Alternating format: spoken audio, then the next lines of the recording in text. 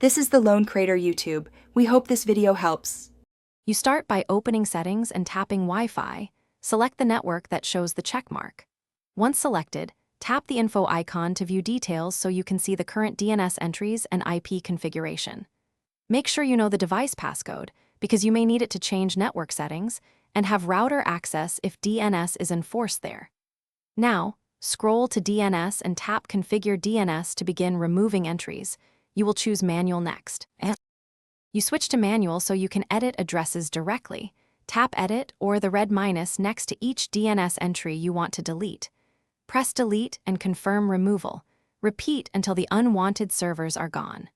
If removing all entries, make sure to add a reliable DNS or revert to automatic, because no DNS will break name resolution.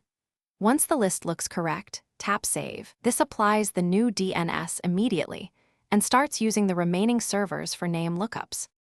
After saving, test connectivity by opening a browser page. If pages don't load, forget the network and reconnect to force a fresh DHCP assignment. Once done, also reboot your device to clear caches and try a simple DNS test like loading a familiar site. If you still see the old DNS, make sure the router isn't pushing DNS via DHCP, because routers can override device settings. As a final tip, clear any VPN or profile.